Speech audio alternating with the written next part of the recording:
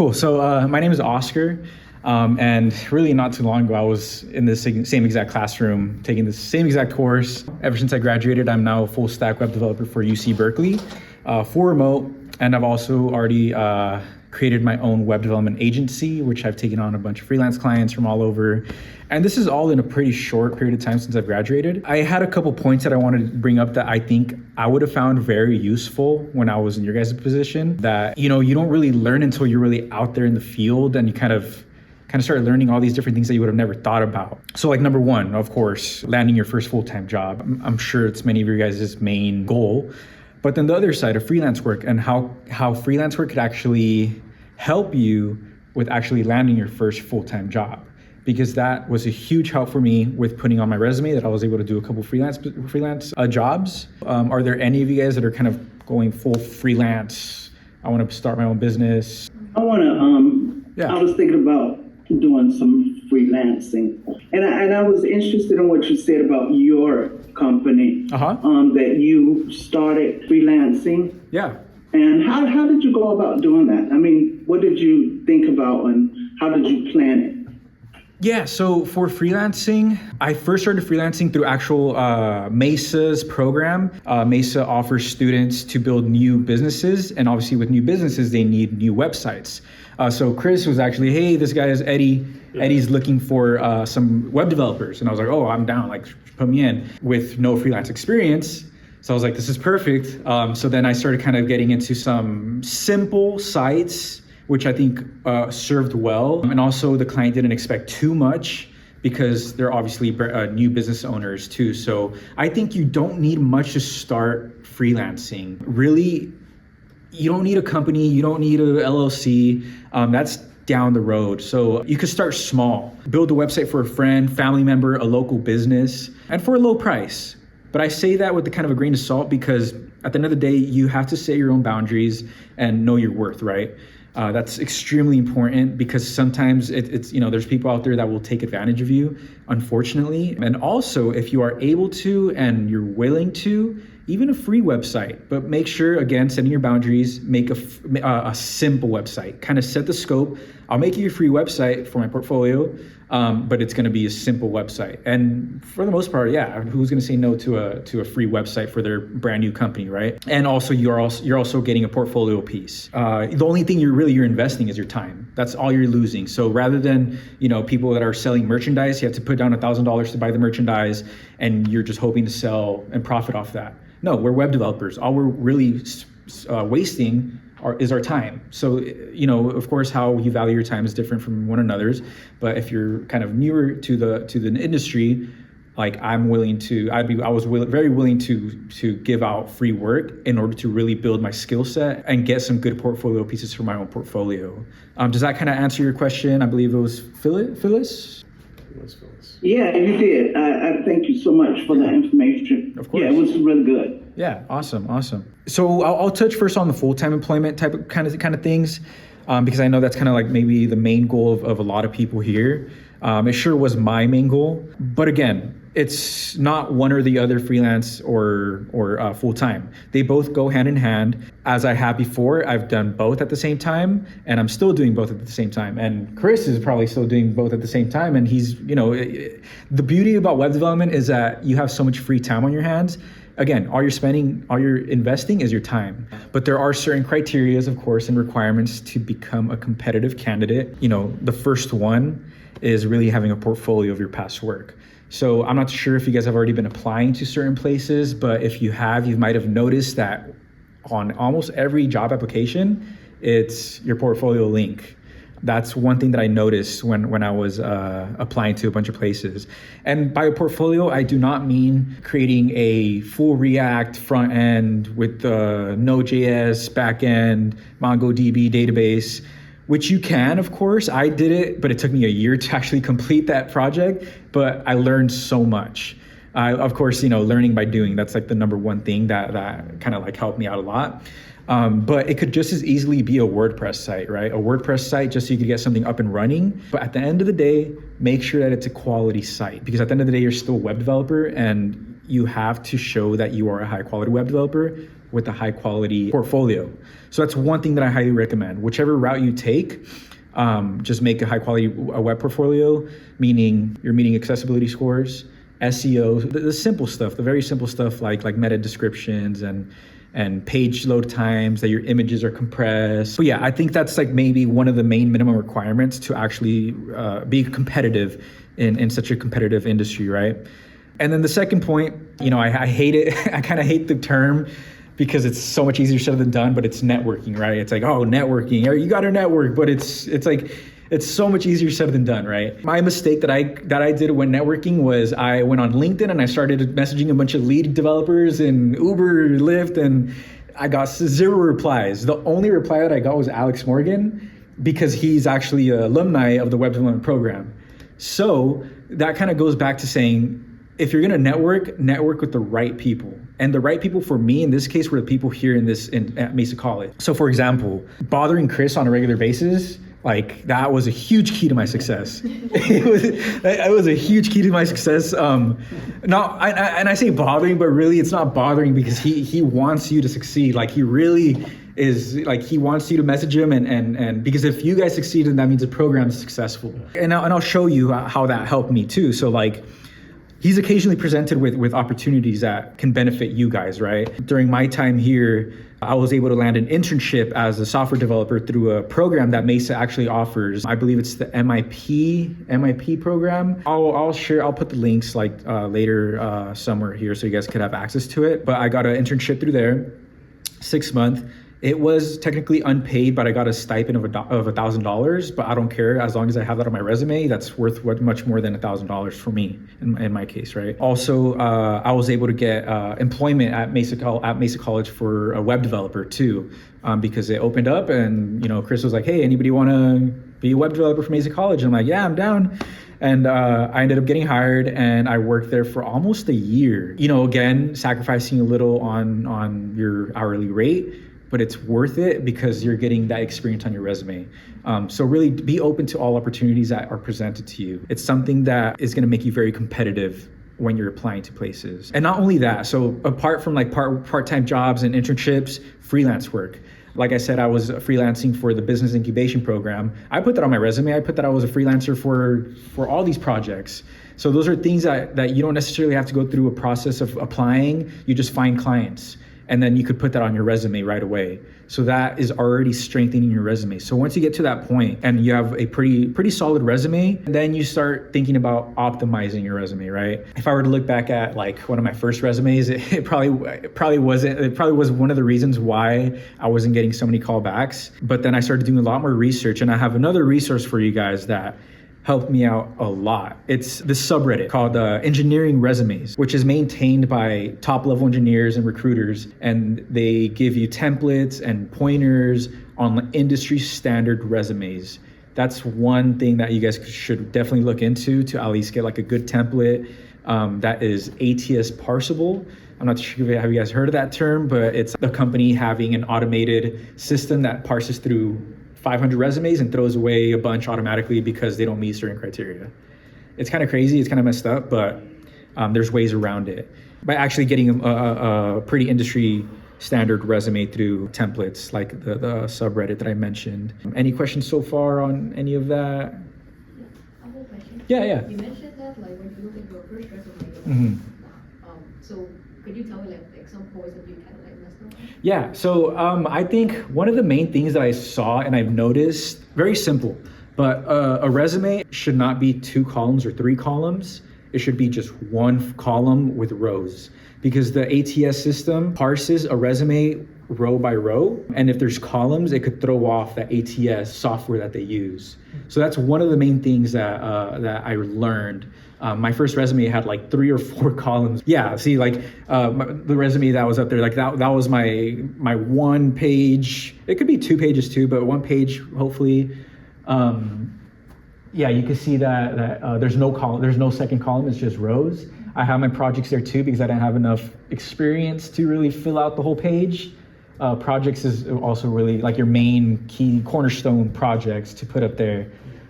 Skills and of course education. But you can see it, like, it looks bland, right? But in reality, that's the industry standard, at least in my opinion and in the opinions that I've seen from the subreddit. Does that kind of answer your question of, yeah. Bots are not design critics. They're not. Yeah, it's true. And they'll throw out your resume for very dumb reasons. And but I mean, it is what it is. You just have to really do some research and become competitive by kind of knowing these little tips. And the other thing, really, it's really just a numbers game at the end of the day. You just have to apply to as many positions as you can. If you are willing to relocate, I recommend to do it. I was open to it. If you're able to and willing to, because it opens up a huge pool of more job postings, right?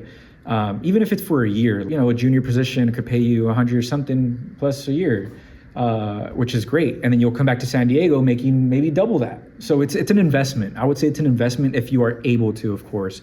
I know not everybody's able to relocate for certain circumstances, but you could also do the same thing in San Diego. It doesn't have to be a relocation, but it just shortens your job posting pool. So like I applied to like 500 job postings.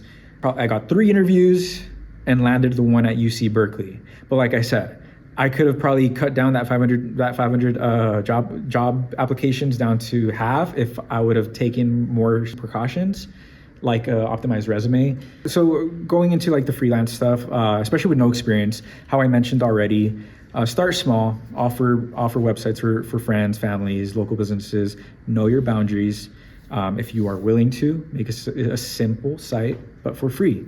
So right now, how I'm kind of doing leads, I'm going on Yelp and I'm looking at businesses that do not have websites on Yelp, and I'm going to like the 3rd, 4th, 5th pages. So those businesses are fairly new, and I could give them a call. I'm like, hey, I'm a local web developer. I noticed that you don't have a website. Your other competitors do. You need a website. And if you tell them like, I'll make you one for free, they're going to be like, oh yeah, sure. Or I'll make you one for $200, $300. They're like, yeah, sure.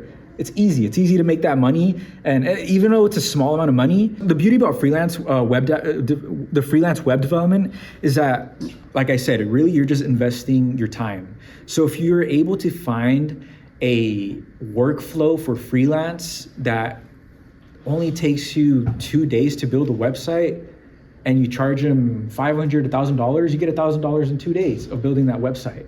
And then you could offer them a maintenance contract for $50 a month, and you don't even have to talk to them ever again. And I could kind of show you guys my workflow of how I do this in my current agency. I mean, it's WordPress. I used to hate WordPress because, I was so into like, oh, I want to do React stuff. I want to do like full stack backend development. But for freelance, a small business will never know the difference between a custom coded React cutting edge technology website to a pre-built template. They're really not going to notice the difference. They just want an online presence. And I've came to learn that dealing with a bunch of clients. And that cuts down your time spent developing, which makes your profit margins even higher. And I'll kind of show you guys. So like I use WordPress with Elementor and with starter templates, all free. So you don't have to pay a single penny. You just of course have to get used to like the WordPress environment, but it's pretty intuitive how to use. The only thing you're paying for is domain fees and hosting. But then again, that's what you're charging. You're charging the client for that. Domain fees are like $12 a year. Hosting, depending who you go with, hosting could be for anywhere from like $10 a month to like $30 a month, depending what kind of hosting platforms you use. Like I've been using Bluehost, but it's cheap hosting, but it's like I've strayed away from them, and I've started using WP Engine. It's pricier. It's like at $30 for like their lower tier, but it's just so much better to deal with clients. But yeah, if you could find that workflow that minimizes your time to build a website in a short amount of time and charge a client $700, $800, you're good. You're making good money for a short amount of time, because again, all you're investing is your time. I'm on a subscription model. So basically I just created a website. My last client, I created a website for them in 2 days, but you're paying for my service and the website. So every month I charge them $150, right?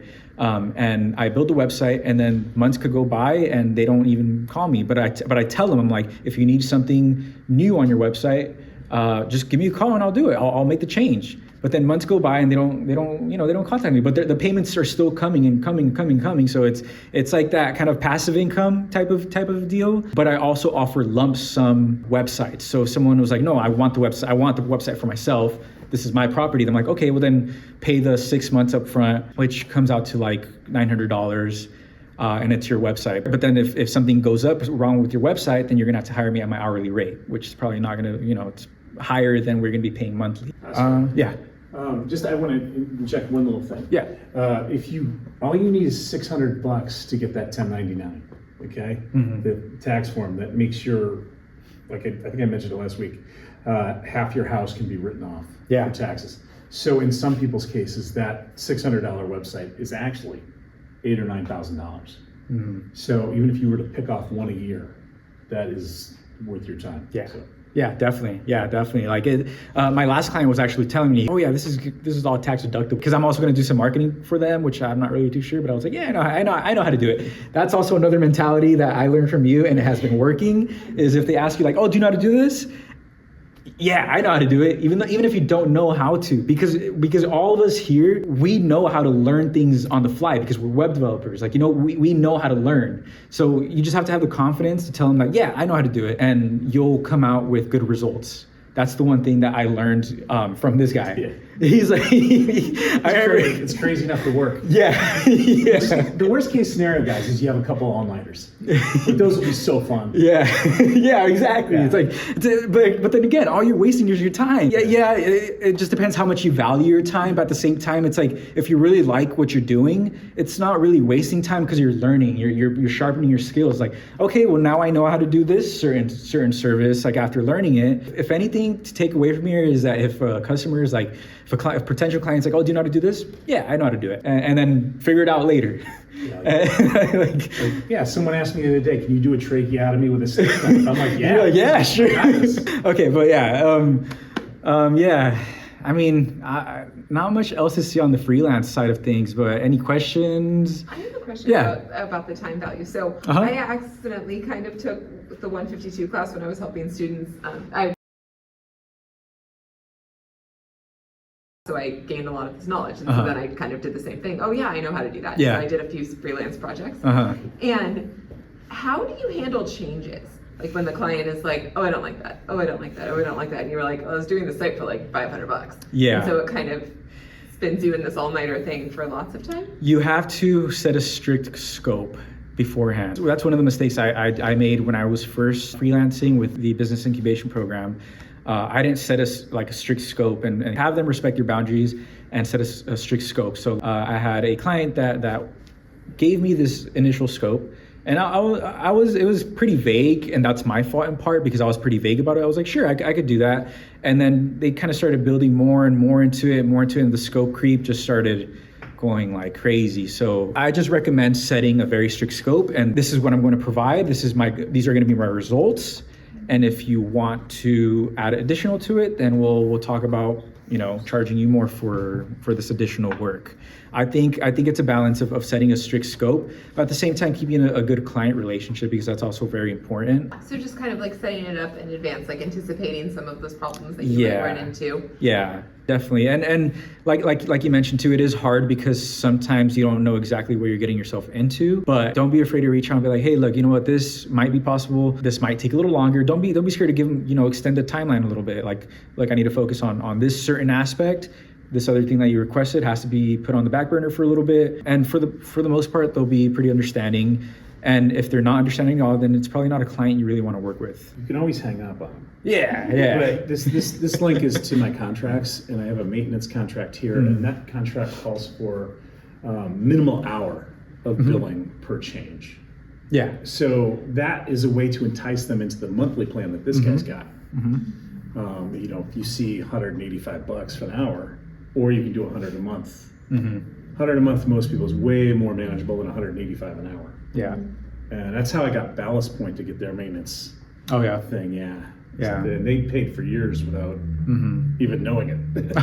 Basically, the check would go out and Yeah, exactly. That's the thing. So for my contract, mine's if they were to go to the monthly subscription, I would require 6 months of a 6 months required contract, right? And then after the 6 months, it's up to them if they want to cancel it. But if they cancel it, the website comes back to me. So it's a subscription for not only the website but for my services, because I tell them maybe it's not the best idea, but I tell them 24/7, give me a call. But it's never usually like that urgent because it's like small businesses. You got to make sure too that you have a turnaround time. Yeah, because if you're busy. Yeah, exactly. That's true too. That's very true too. Any other questions? All of you would evolve. I have a question. Or I'm joining online. I don't know if it's okay. Yeah, of course. But yes. So it's kind of a niche question. It might apply to you, but I know it might also apply to Chris. So I know that you guys have both held positions at Mesa. Do you guys ever run into issues where, because I'm working full time,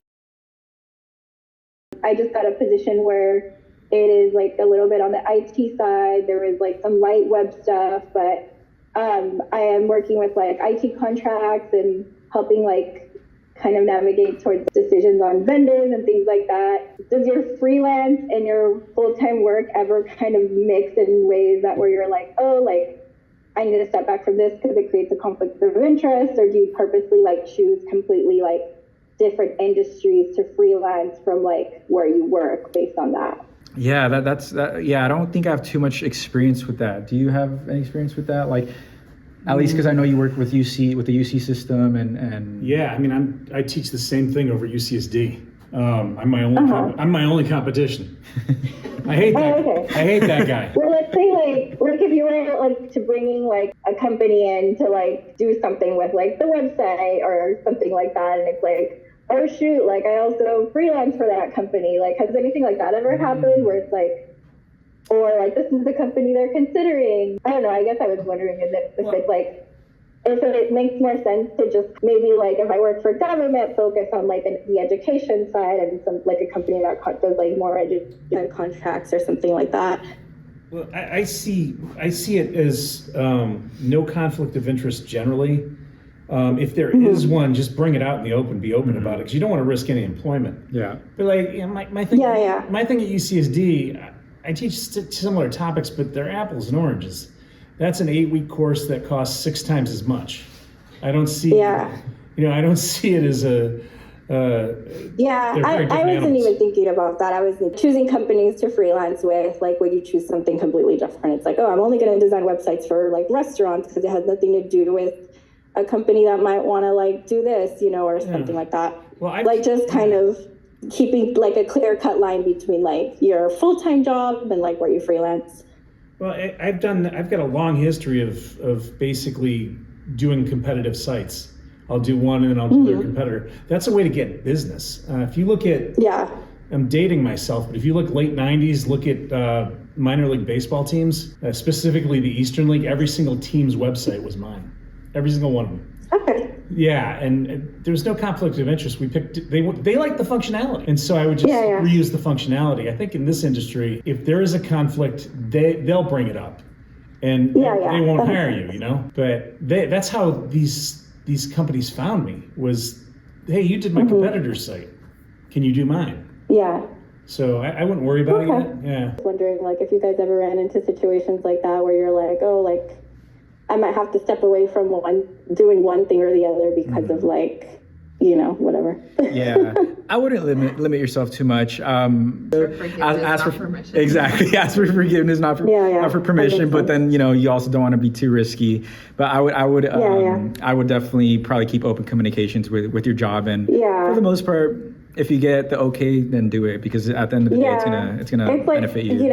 Like not lying by omission, just being honest. Yeah. Like that seems like a good policy to have. Yeah. A question. Yeah. Just about applying to jobs and the education requirements, like having the bachelor's or whatever. Like how did you like talk about having the associates? Yeah. So at least for the applications that I was applying for, a lot of them did require bachelor's, but there was the caveat of not necessarily strict, because really in the software engineering industry, people don't really care that you have a bachelor's. Like it's not a hard requirement in this industry, unlike maybe like finance or accounting, of course. Like those you need a 4-year degree and certifications. But a lot of, especially startups too, if you're looking to like applying to startups, they do not care if, as long as you're good, as long as you have a good portfolio, build some pretty cool stuff by yourself, they'll pick you up. So that's where I think a strong portfolio could come in play, with having good projects and kind of studying their own company too, with what tech stacks they use, what tech stacks they require.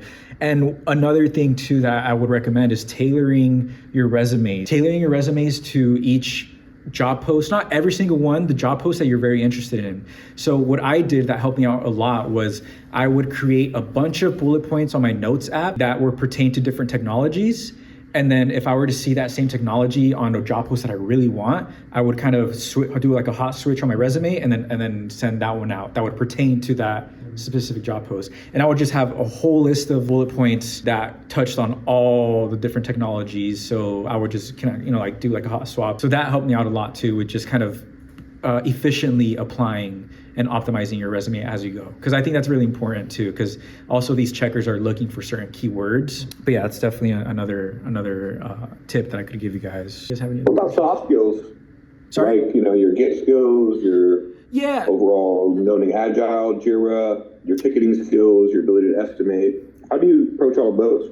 Honestly, they were never hard requirements. Like they were on the job posts, but I think it's kind of known that every developer should know that stuff. And not only just not know that stuff, it's stuff that any developer should be able to easily learn. So if anything, I would go with the mentality of, yeah, I know how to do that. I know how to work Jira. I know how to work Asana. I know how to work Slack. I think I put it on my resume. I think I put Git for sure. Git I put on my resume as my technologies. I don't think I put any like Asana or like Jira ticketing systems, because that's not really development stuff. That's more workflow. But if they ask you about it, just do a little bit of research beforehand, and you'll learn enough to be able to kind of show that you're capable and competent for that. When I'm hiring people, I definitely want to know how they work as a developer and if they're comfortable in a standard workflow. Yeah, I think definitely Git, out of all those, it's probably the most important one. In the interviews, I was asked about it. So I was asked about what project management softwares I would use. For Mesa, I used one called Trello. So Trello, once they realized that I know how to use Trello, they're like, okay, well then you're probably going to be well integrated into our Asana workflow, which they use Asana, which is pretty much a different type of project management software. I think being able to kind of be aware of these project management softwares, and also even use them yourselves. Like if you have a project that you want to build, make a task board on Trello, just so you could kind of get used to that workflow. But in terms of Git, I think that is kind of a hard requirement for you guys to learn. I mean, it's an industry standard because then it integrates with GitHub. And so I definitely do think Git is something that you guys should definitely know too as well. Any other questions, comments? Okay. And that's something about interview. Like, any interview tips that you think we should know as we start out? I didn't have too many interviews. The one tips that I do have for interviews is just to prepare beforehand. Really read their job description is exactly what they need. You could go off tangents with other things, but they only care about really what's on that's what they're requiring, right? If you could focus on what's on the job post and study that and kind of reiterate those points, I think you'll become like a higher chance at getting picked up. Yeah. Kind of a silly question, but like without dress code, is the standard like just be casual? So I've only had online interviews or Zoom interviews. I mean, it doesn't have to be. It depends. Also, another thing, study the company culture if you can and see how it is, but don't overthink it. But what do you think, Chris? Read the room. Yeah. Yeah. So when I was hiring, I was a little put off when people dressed up too much. I didn't like the thought of working with someone who's that wound tight in a 36-hour stretch, because we used to have periods where we'd be coding for a long time, and you're in a foxhole with this other person who's maybe stressed out, maybe worried about what other people think. I don't want that. I'm interested in them, who they are as a person. I look for, do you have other interests outside of web? Things like that. I don't want someone shooting up the office, literally, because it's super stressful. So I would look for the person and their opinion toward education, just how their attitude is toward learning. That I can work with at any time. So a nice comfortable shirt is great. A nice, just business casual, chill. But, a lot of times you can just walk by the office before the interview and see how they're dressed. I would want to just fit in with them. Yeah. But I don't want anyone stressed out. That's a real problem for me when I'm hiring. Yeah, because they're hiring people that they're going to be working with on a daily basis. So for crazy stress periods. Exactly. So I feel like they really want to work with someone, not only that obviously you have a good skill set, but that seems like you guys would get along well.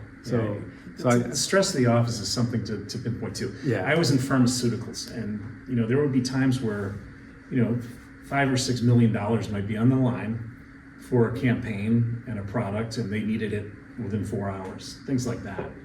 So the ability to work quickly and without being frustrated is huge. And number one thing, what do you think I'm going to say?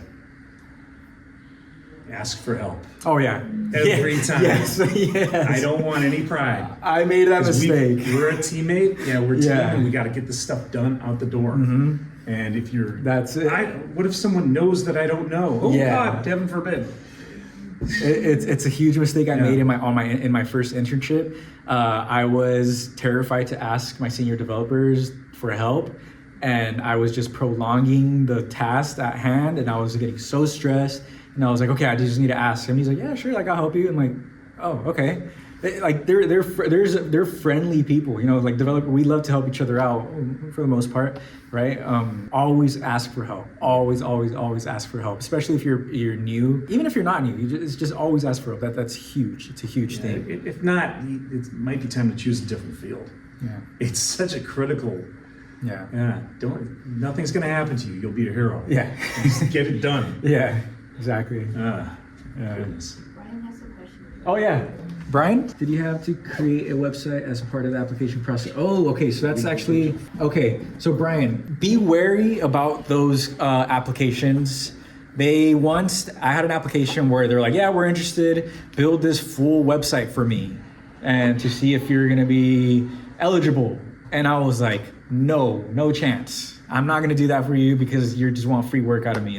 Or maybe you do have good intentions to see my skills, but I'm not gonna work free just for a job application. There's companies out there.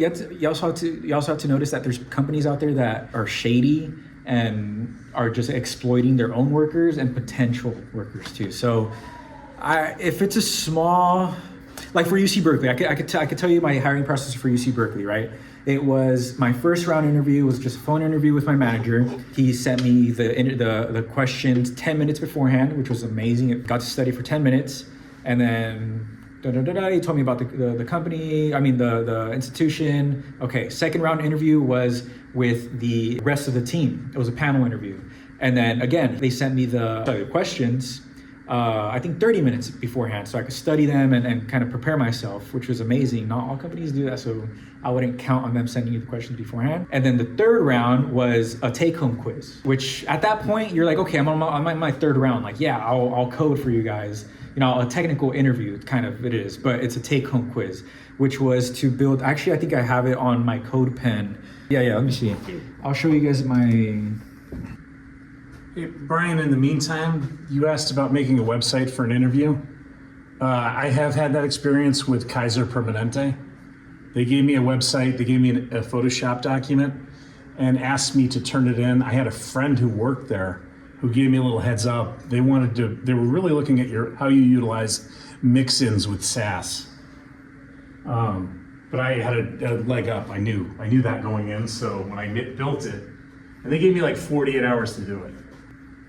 I can't find it, but it was pretty much an interactive alert, just a small component. They required it to be fully accessible because it's a university, so you need to have it fully accessible and to style it a very specific way. Obviously, my strength is probably mostly front end, but I've learned a lot more back end now.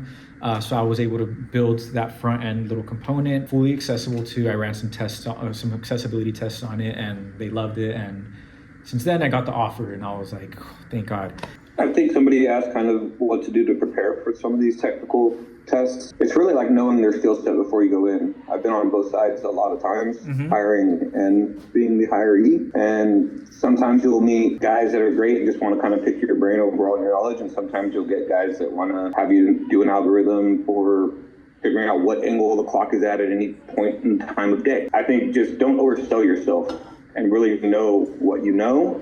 And like I think what they said earlier is be honest about what you don't know. Exactly. Yeah. I haven't been on the other side of the hiring during technical interviews, but from what I've heard is they also kind of want to see your workflow. They don't expect you to create a perfect solution, but if you know how to problem solve on the fly, then that's also a very big plus for them. I'm not too sure, because since you've been on that side, if that's something. Yeah, that's 100% hits it on the head, but yeah 100%. Yeah. Really seeing how you perform under pressure and also how you come back with continuous questions of like, well, can you refine that for me? Can you explain that a little deeper for me? Because that's what you want in a candidate, right? You want somebody that's going to constantly be striving for knowledge within your organization. And you have to ask questions to be that person. Yeah, exactly. Cool. So I just want to wrap this up with a little plug for my own endeavors. I'll have more questions after. Okay, sounds good. Yeah, I'll just really quickly. So I do have my freelance agency, but I am also planning. Actually, me and Chris are planning to create a nonprofit foundation that creates free or highly subsidized websites for small businesses built by you guys, so that you guys could get and hopefully get paid for the work, if we get funding or stuff like that, so that you guys could have something on your resume easily too. I do have an intake form on my website right now.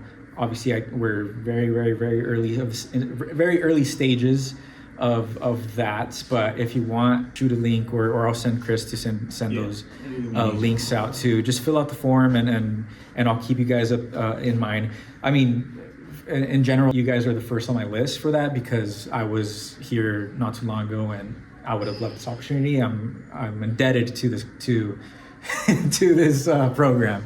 So yeah, that's pretty much all I have for today. So thank you guys. All right, oh yeah, what's up? You want to sit? You want to? Yeah, sure. Bring the chair up. No, you said you gotta sit down for this.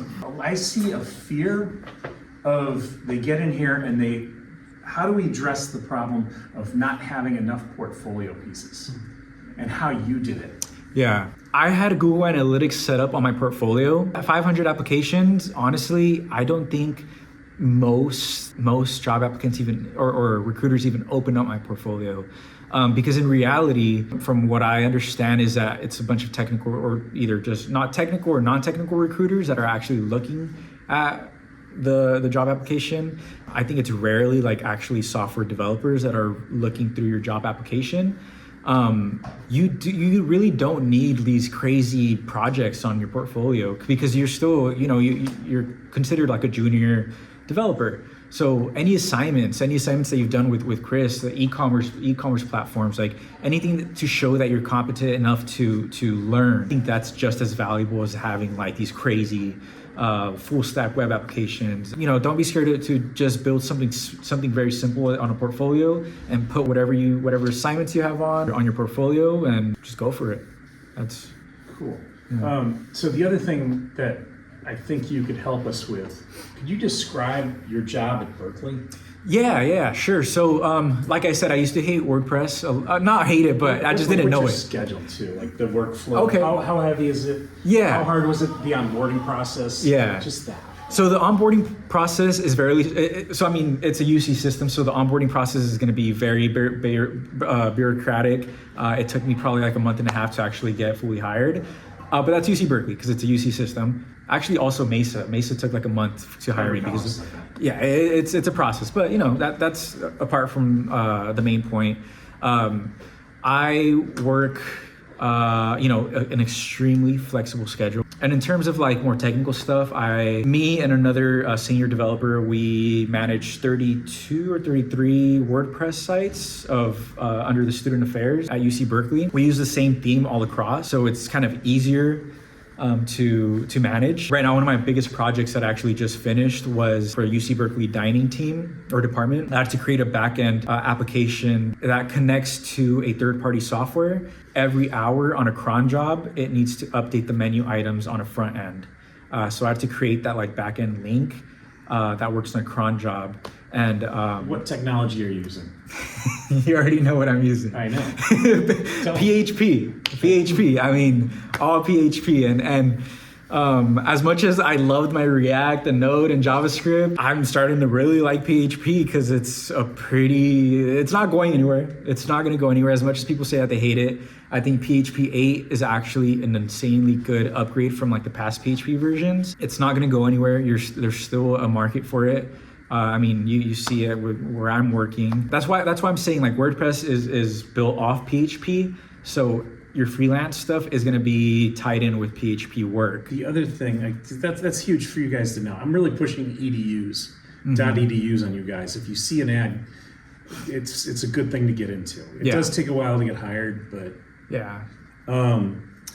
Did your accessibility skills factor into that job hiring? Oh yeah, huge. Like especially in the EDU, or not even EDU, but .gov, right? Accessibility is huge because we just had a state mandated audit last year of July was our deadline. We had to hit 99%, not 99%, but high site improved scores for accessibility. So that while they were hiring, they knew that.